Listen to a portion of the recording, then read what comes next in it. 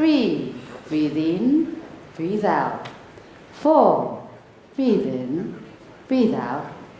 5, breathe in, breathe out. And you're done. Your blood is back to your head now. Thank you very much, ladies and gentlemen. Now, we are a little short of time, so I'm going to make this introduction very, very quick because this man has so much experience. Where are you, sir? Oh, there you are. Ladies and gentlemen, how do we put AI to work today? To talk to you about that, he has 17 years in IBM, and right now, in his current role, his responsibilities include working with key IBM customers in various industry segments to transform their information infrastructure for the big data and analytics era. Now, from IBM, Chief Technology Officer, IBM Data and AI Asia Pacific, Mr. Kitman Cheung. Take it away. Thank you very much. Let's see, there we go. You notice I got the date wrong, actually. Funny joke. I thought that this conference was actually last week. And I actually showed up to this hotel last week.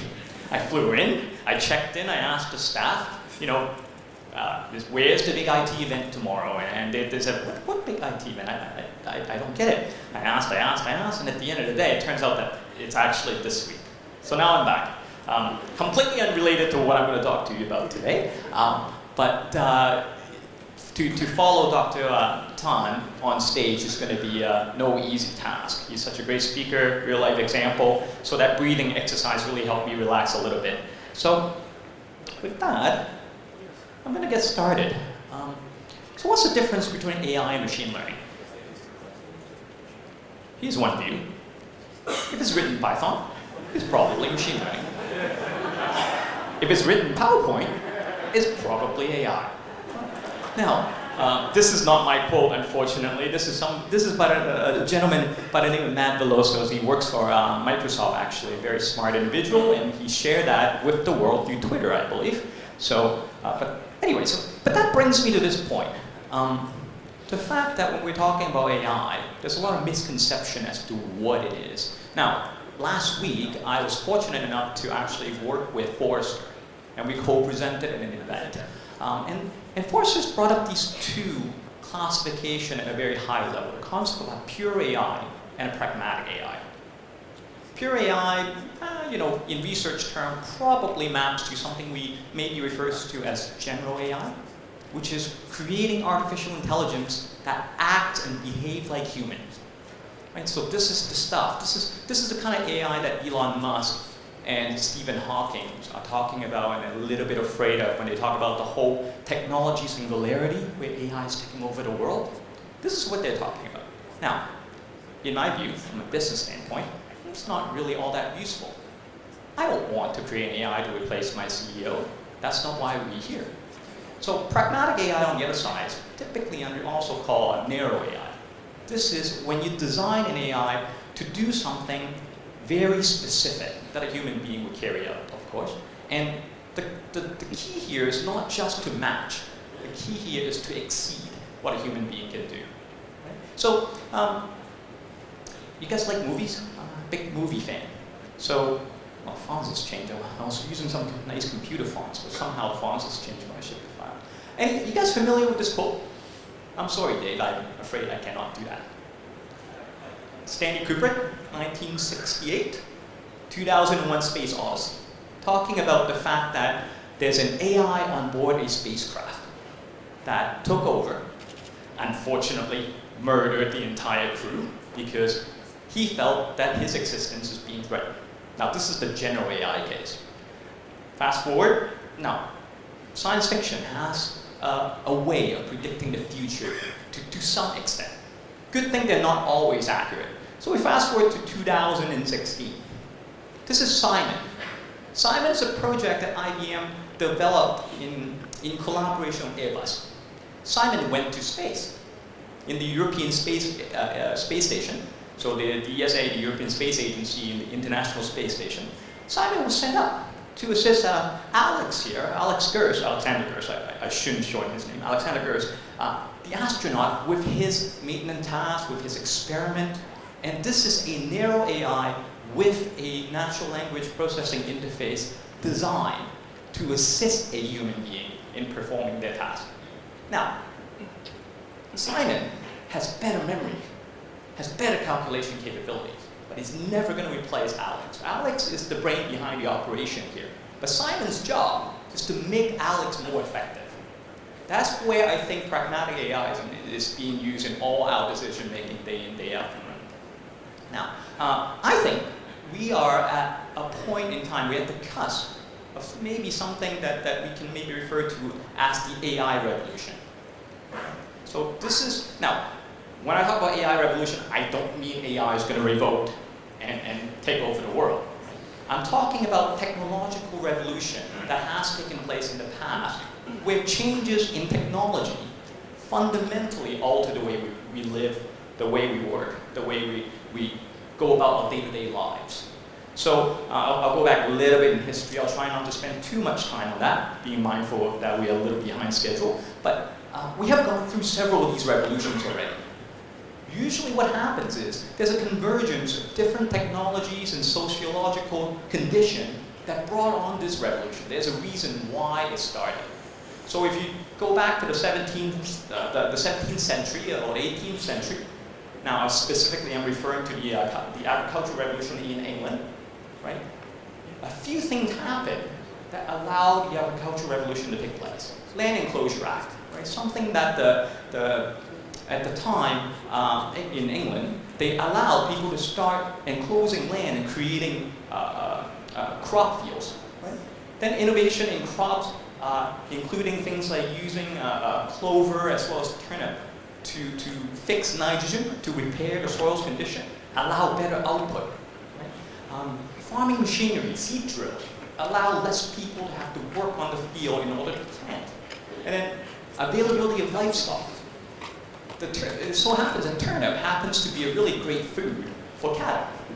And cattle then, of course, provides the animal power behind plowing fields, also provide the manure that becomes the fertilizer. And in a way, it's feeding back into itself. And what happens is that it fundamentally changed the way agriculture is being practiced. Farming transformed. Now, to put it in perspective, in the year 1801, 17% of the citizens in England lives in the city. By 1891, 72% moved into the city because there was no longer a need to work the field. Now that kick-started the next stage of technological evolution, if you will. Kick-started the industrial revolution. Now, a bunch of technology, a bunch of innovation comes into play. Now, here's the thing. It is all about innovation, new ideas coming together in that perfect condition to really shift the way we work every day. In this case, we talked about industrial production. Richard Arkwright, for example, invented a water-driven machine, right, that allows the use of water, so mills, to actually take over human power in manufacturing processes, creating factories that need many workers. Now, farming advances that I talked about in the agricultural revolution allow more workforces to start moving to the cities. And of course, the advance of railway carry people to those cities where they can start working. And then from there, Abraham Darby actually invented a way to extract iron from iron ore. And those irons in turn goes into building machinery, building railway, and so forth. Now, iron extraction required coals. And somebody by the name of Humphrey Davy actually, invented this thing called a Davy lamp. It's a coal miner lamp that allows coal miners to go deeper and work longer without the risk of explosion and blowing themselves up. Now all these things comes together, created the next wave of revolution. People begins to work in factory, then comes the next part. As time goes on, there's an accumulation of wealth for these companies. Corporations and enterprise begins to spring up. Research and innovation becomes the forefront. In a way, this kickstart the current technology accelerated trend, the growth that we're seeing today. And this is where I kind of bring us to this new point of, I don't know, for lack of a better term, AI revolution. It's a bunch of technology coming together right now that drives a complete shift in how we're going to work and how we're going to impact our businesses. Some of the things on here are quite interesting. Semiconductor technology, for example. Now, that has come a very long way. Now, machine learning, AI, mathematical modeling, that has been around for a very long time. One of the big challenges is we don't have enough computing power to leverage this, to make it economical for all enterprises to start adopting this. Right? So if I think back to 1972, if I were to buy a Cray computer, that would cost me about $8 million US. And it will do about 0.25 gigaflop. Right? So gigaflop, you guys are technology crowd, I don't have to explain what that is. But if I fast forward it to today, and I go purchase a GPU from NVIDIA, for example, for deep learning purposes, right? For a few $100s, that GPU will do about 12,000 gigaflop. Right? So that's where we sit today. Now, interestingly, that's not where we're going to stop, because in order for this to happen, a little bit more, I think, needs to happen. Right? There's research going on in neuromorphic chipset today, and IBM is actually working on the forefront of that, where we are trying to create a new set of, many other manufacturers as well, Intel and so on, we're trying to create a next generation of computing processors that are non-von Neumann. It mimics the human brain, and it actually drives a whole new sets of capabilities. Now, I'll very quickly use an example to illustrate its power. A human brain, while it's not perfect, while it's imperfect in many ways, will do about 2 billion gigaflop computation at the expenditure of about 20 watts of power. A supercomputer that can do about 8 billion gigaflop is in the neighborhood of 10 million watts. Okay, that's how much power it takes to maybe do 4 human beings' amount of computation. Right? Now, these new neuromorphic chipsets that I'm talking about will only use 1/10,000th of the power to repeat that amount of gigaflop. So to do 8 gigaflop, all I'm really looking at with the neuromorphic chipset that we are really researching on is going to be about 1,000 watt. Right? So if we divide it by 4, because it's 8 billion versus 2 billion, if you divide it by 4, it's about 250 watt. 250 watts worth of power to mimic the synaptic power of a human brain. That's where we're at today, and that's going to shift that whole new paradigm. Right? That is on the way to come. Now, there are other things that drove this revolution. Mobile technology, so devices are being connected. Internet of Things, so sensors are everywhere. Of course, artificial intelligence, that's data science, all the stuff that we've been talking about. Now, there's enough data also to actually to learn from, so there's that big data aspect. All of that is coming together to create a condition where every industry and every company are transforming the way they work. Now, I'm going to go through some live example as to where these things can be used. Machine learning. I'm not talking about the general AI, I'm not talking about the pure AI aspect. Simply talking about where big data and machine learning is being used today to make a real difference. Now, this is about 10 years ago. I'm from Toronto, and actually I live in Singapore now, but I lived in Toronto before that. And Toronto is in Canada, in case you don't know it, because it's not a very big city. It's the biggest one we got, but it's not very big.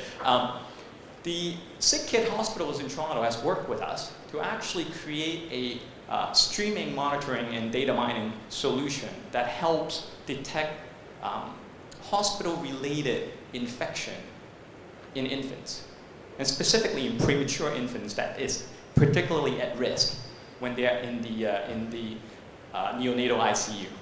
Right? So the outcome, by allowing machine to monitor the data and continuously looking for pattern of potential problems, they are able to detect infection between 12 to 24 hours sooner than using conventional sensor devices that only look at the real-time data set without the actual analytics aspect. Second industry that we may want to look at, Havoc and Lloyd. Shipping company, rather large one, and they effectively have one problem that we were trying to help them solve. In this case, it's about containers. Now, all of us know about all the trade wars that's been going on between China and the US, correct?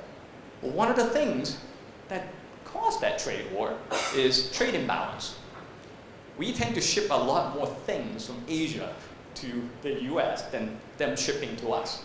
So that results in a huge number of empty containers, right? So one of the problems is shipping these containers costs money, it costs time, and it's zero profit for the organization.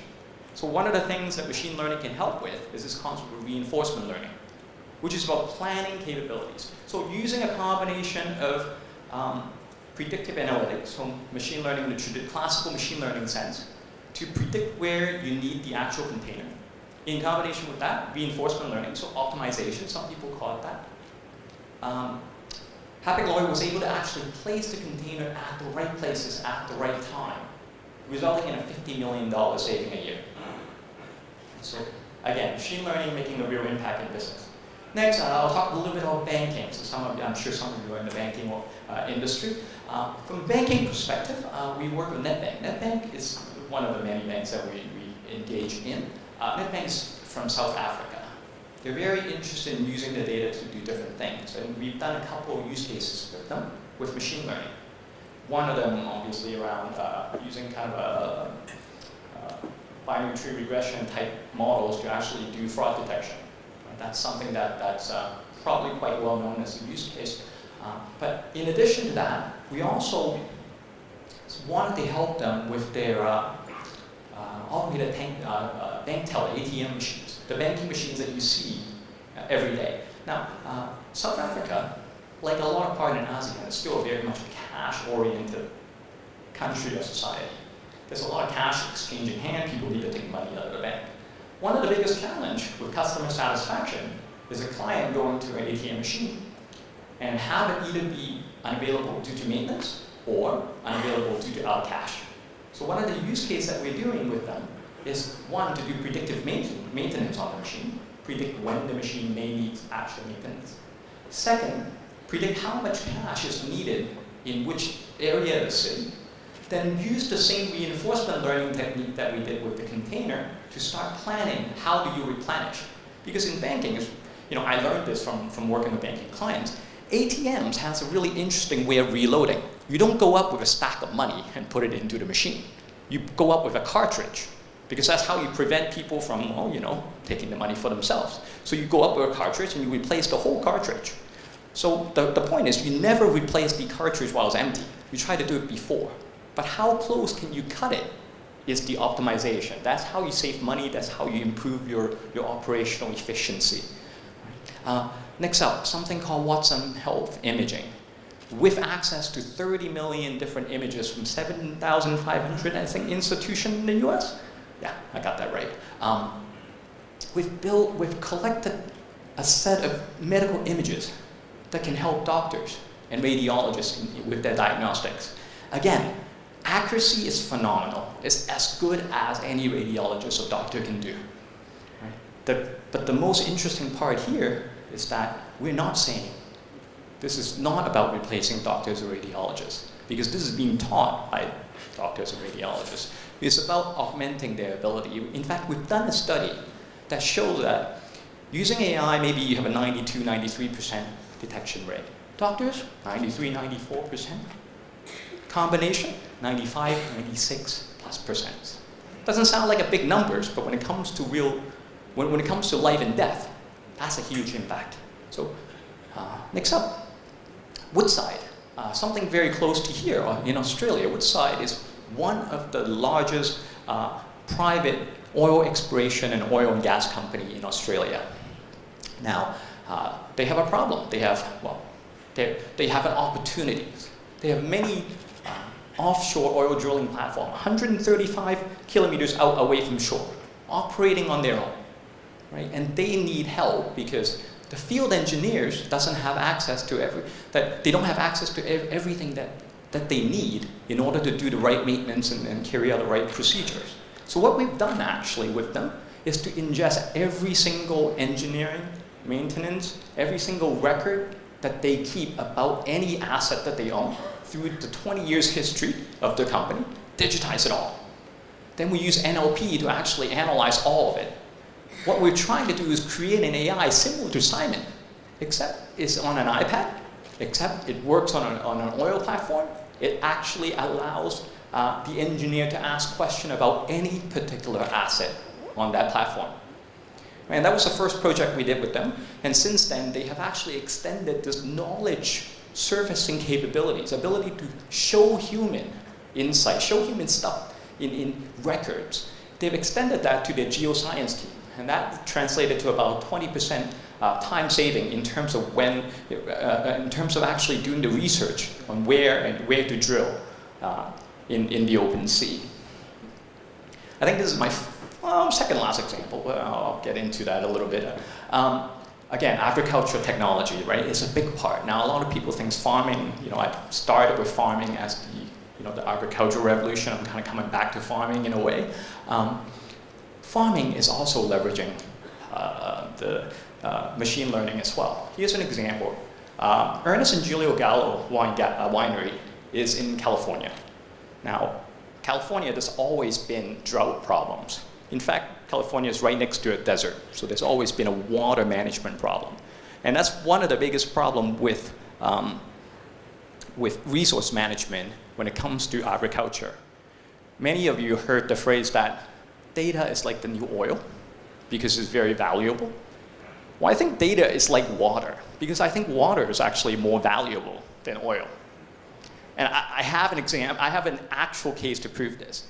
If you were to fly to Australia tonight, and you get there and you go to the petrol station, and you put the gasoline into your car, gasoline would cost you about $2.70 Aussie per liter. Now you drive to the store, you walk up to the water shelf, and you go and buy a bottle of Fiji water. A liter of Fiji water will cost you about $7. Right? So water actually is probably more valuable. But I digress. Coming back to this, what we did with the Gallo winery was actually to use sensor data to sense the moisture, the content in the soil itself. We use weather data to actually predict when rainfalls are going to come. The idea is to optimize irrigation. The outcome, 20% higher yield with 16% less water used. Right? In a drought-related scenario, this is a massive, massive gain in terms of their ability to save money, but also guarantee their production. Now, I've gone through a whole bunch of examples that in different areas where we engaged with clients over the last 5-6 years to build machine learning related solutions to improve their business. Then why isn't everybody doing it? And again, I come back to Forrester because I shared a stage with them just last week. They've identified 3 areas of challenge when they interview many different C-level executives. What was identified was data. Having access to clean data and good data, one problem. Second, talent. Very difficult to get the right people, the right data scientists, the kind of data scientists that Dr. Tan would be looking for. And then, of course, the last and final of why people don't quite get it is trust. Adopting AI requires trust. Right? If I walk up to a stranger and ask for a piece of advice versus come up to a friend and ask for advice, it's going to be very different in terms of whether I'm going to accept it or not. So we are aiming specifically to actually help solve that problem with something called an AI ladder. Now, I know I'm running a little short on time, but this is a prescriptive approach to actually help client achieve their AI ambition, if you will. Right? The idea is systematically understand where your data are coming from, then using the right collaboration, using the right monitoring capabilities actually allow you to create AI that you can deploy and use. Now, I will skip to this next one. Right. So this is where we actually package all the know-how of all the other use cases that I've showcased. That was in the past. We've released an AI platform called Cloud Pak for Data. The idea here is to make sure that you can have trusted data. Right? So by providing data lineage, by providing all the necessary tooling to ensure that you have trusted data available, and at the same time, in the back end of it, something that we do that is really, I think is quite new from our research team, something called AI fairness. So transparency and monitoring for bias, monitoring for potential problems. We've actually put that into the platform to make sure that any model that you build will monitor for any problem in terms of biases and unfair behavior. And and we didn't just stop there, because we wanted the entire industry to start looking at AI ethics as an important part. So we released that fairness library into something called AI Fairness 360. It's an open source project that I would encourage any data scientist to take a look at. It's basically a toolkit that allow you to build fair machine learning model. Now, I will end with this because it's really close to here in terms of, because my team actually worked on this. iCure is a really interesting company in India that provides primary care, like medical care, to underserviced community in India. Their biggest problem, they have about 2 million cardiac patients. And the ratios of cardiac patients to cardiologists is about 6,000 to 1. Today, they use a first-in, first-out model to determine who's actually going to get the attention of the cardiologist. They engage with us using the Cloud Pak for Data platform that I talked about to actually build a new set of models that allows them to prioritize the highest risk cases up front so that they can save more lives. Now, you can imagine why I brought up the term trust and the importance of transparency and bias detection. Because when you start using AI to determine the order in which patients are going to be treated, one of the biggest ethical questions you got to answer for is, can you trust the AI? So that's another part of why I wanted to bring this one up last. Now, with that, I just want to send an open invitation to everybody here. The idea here, when I talked about talent being a problem, now on my staff, I have a team of data scientists that will work with customers to co-create solutions. Many of you may be thinking, you guys are already in the data science team, so you guys are already on this journey. But if you want to actually leverage some of the new capabilities like the fairness aspect and so forth and want a hand with that, we're happy to co-create. I will send a data scientist to work with you, data scientist to actually create new solution. And with that, I will stop. Thank you so much for your time.